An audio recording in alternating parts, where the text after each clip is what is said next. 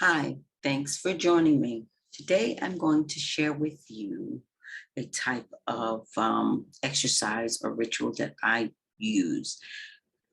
And this is coming at a time when I have found that I have done what I often want others not to do. So before we begin, show some channel love by hitting the like and the subscribe button. Also, if you would like to see other videos on different subjects, please leave a comment in the comment section below. All right, so let's begin. I often warn people not to neglect the self, and that is you are constantly doing for others, pouring out to others, pouring into others, and doing different rituals or exercises for others, be it just a plain ministry or if it's a type of ministerial business, spiritual business, if you will. You still must always perform certain exercises for yourself. And if you don't, you often get bogged down with gook and other things that you may not, usually you don't intend it to happen, but it will happen. Because as you are performing different exercises for people, certain residual energies, I will say, may find their way to attach themselves to you or just kind of linger in your environment. All right. And it's not that it's anything ill will or anything sent towards you, which I find a lot of people tend to think that something was sent towards them. If you are a light worker or you in some type of spiritual type of business or ministry, oftentimes because you're interacting with people that have so many different things going on, sometimes those energies will attach themselves to you or linger in your environment. And that's one reason why so many people tell you to smudge. So that's caught on in society now where people will often smudge. Everyone goes for the sage and they'll smudge, but they may not be smudging the right way and they don't really know. They just smudge with no conscious effort involved. All right. So with this, what I'm going to do, and I'm going to do something that I don't normally do. We're normally taught, rather, I'm going to use candles. So I'll say that I'm going to use some candle work and I'm going to focus on the chakras, my chakras. So this is a self exercise. This exercise is to help the self. You can do these for someone else, but right now with all that's going on in the world, this is a self type exercise so that I can continue on as productively as possible. I'll say it that way. And what it's going to entail is the candles and a lot of energy working with my chakras. So we have the 7 major chakras, which some people will say 6 major chakras are located on the body, and the 7th one is slightly above the head, the crown area. And then other people talk about the chakras simply going from the root chakra upward and maybe a little past the crown area. I will give you the colors that most people use for the 7 major chakras, which are the red, the orange, the yellow, the green. It's sort of like a blue or a light blue, and then a really dark, rich blue or blue violet, which is some will say like an ultramarine, and then a violet or a purple. But then you have the debate with the other chakras. So I have this 7, and I have this tray, which will hold, it will not hold 7 in a row, but if I offset them slightly, it will hold 7. I am using 9 candles. I'm going to add a brown candle for the grounding purposes with Gaia, okay? The grounding purposes. And because I don't have a silver one or a gold one, gold candle, I'm going to use a white candle on the other side of the violet or the purple candle. So I'll have 7 candles on this tray, and I'll show you how I'm going to set those up.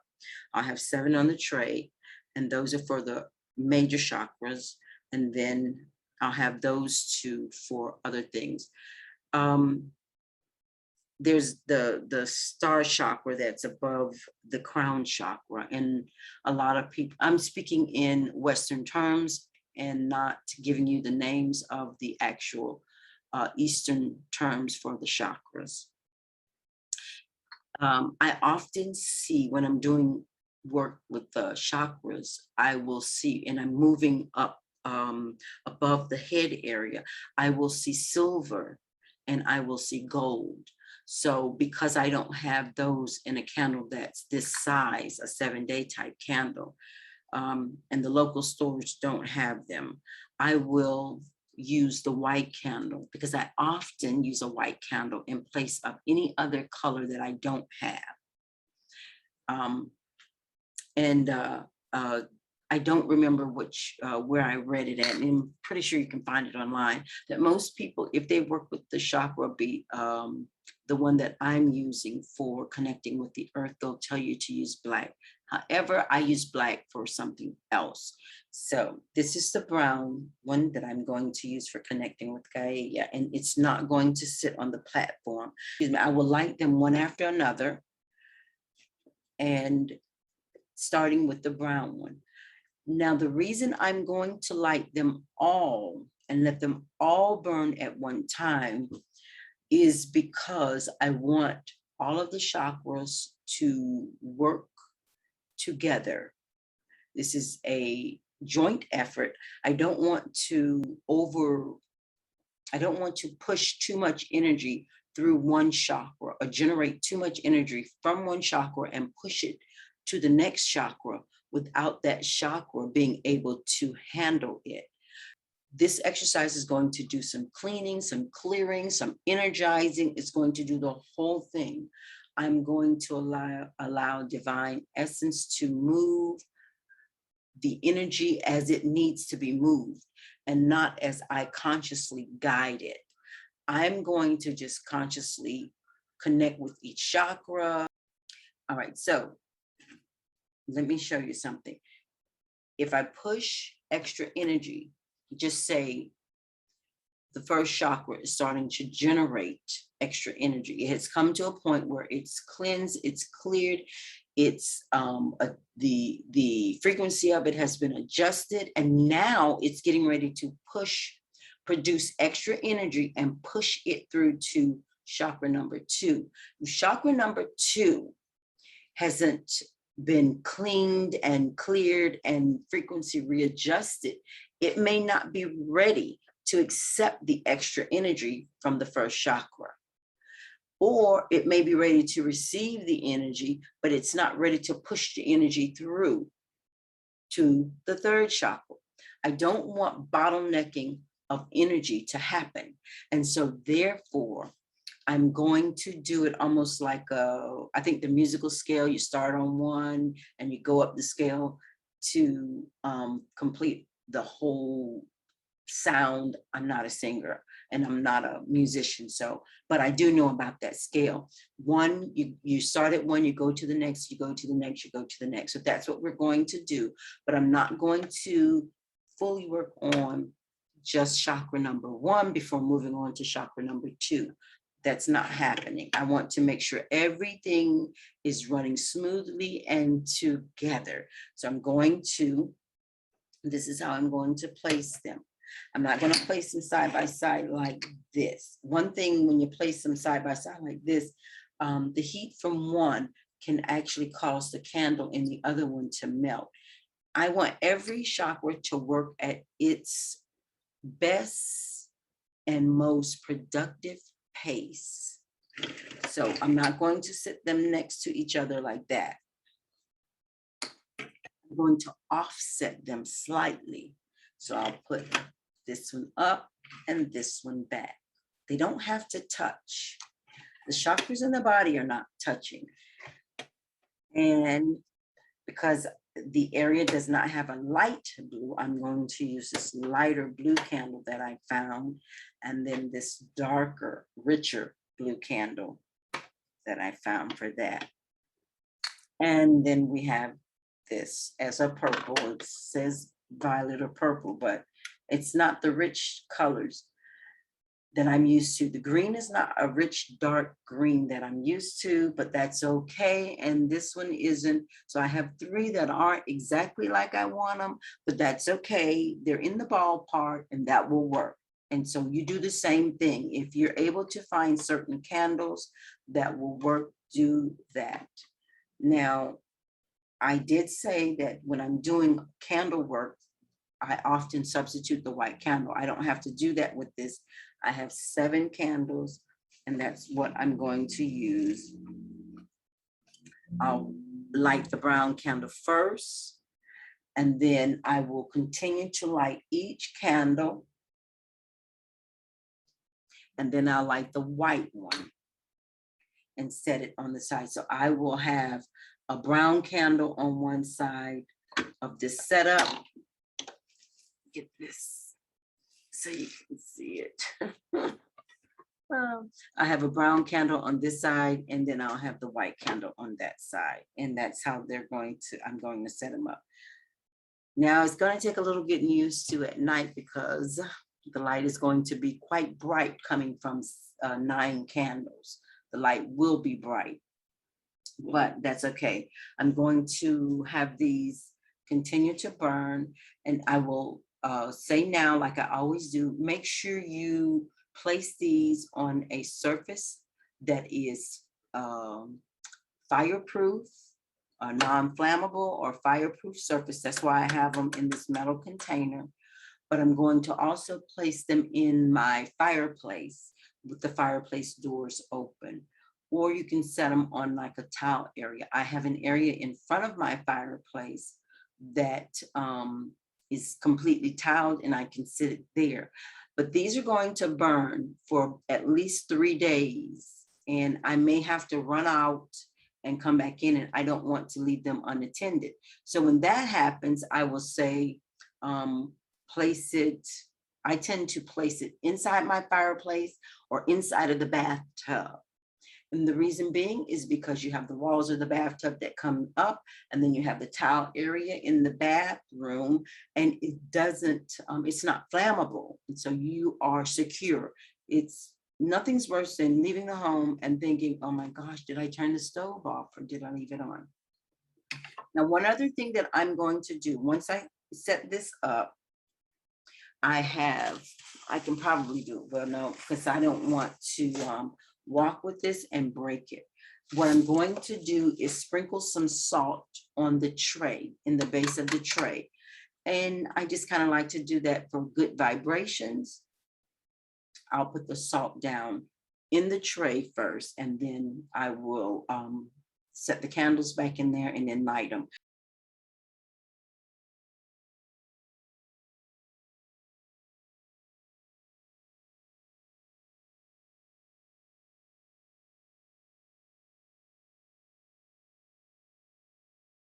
All right, the candles have been set up, and this is the place that they're going to stay until they burn out. This is in the fireplace. I just touched each candle, energized the candles with my intent and purpose. You can do a much, it's up to you how long you want to do your energizing of the candles and setting your purpose and intent. Also, you can do it one at a time if you like. However, I wanted to do these, I want them to burn as a group, and therefore I energized them, touched each one in order, and I energized them as a group and touched them as a group. So now I'm going to light them.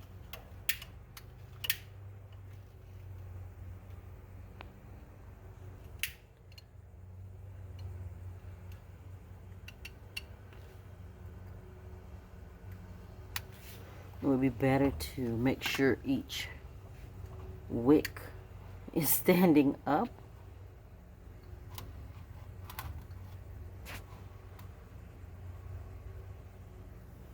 and that way they will be easier to light.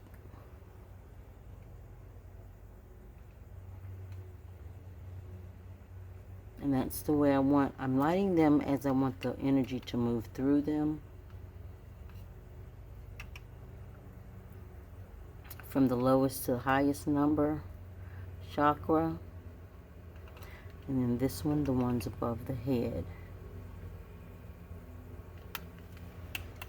All right. As you can see, they're all lit.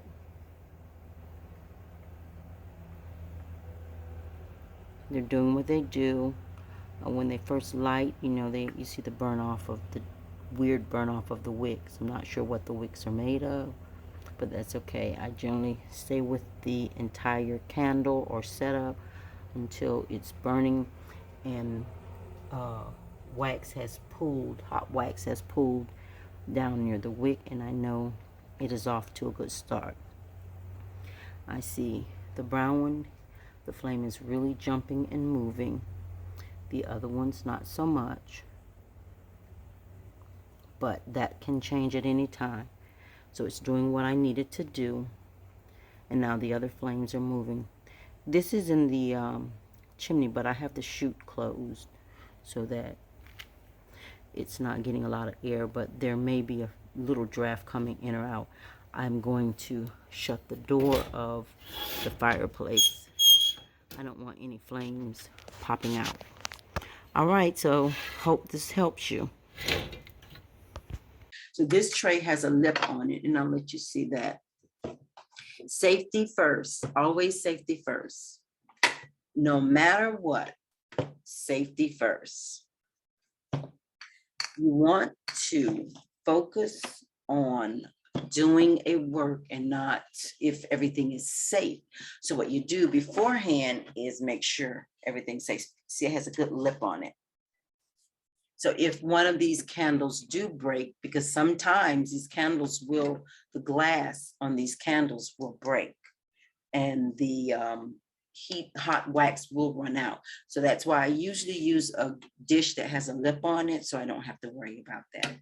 Okay, so again, light them all at one time, or have them all burning at the same time.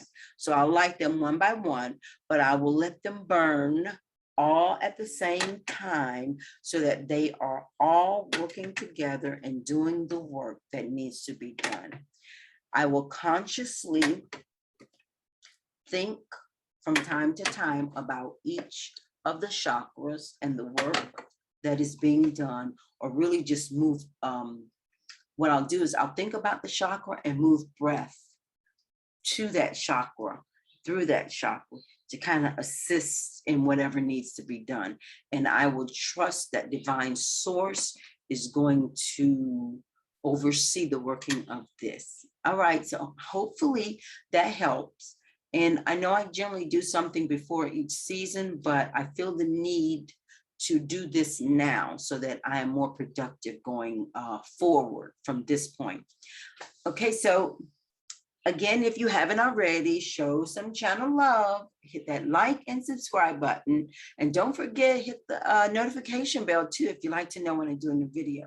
Also, most importantly, please leave a comment in the comment section and just let me know what you think about this, or your take on it, and if you tried it, what your results are. So the results may be, you may sense or feel something going on right away, or it may take a day or two or something like that. You're not sure, but just notice the changes when you start doing work with divine source and with the universe for yourself, okay?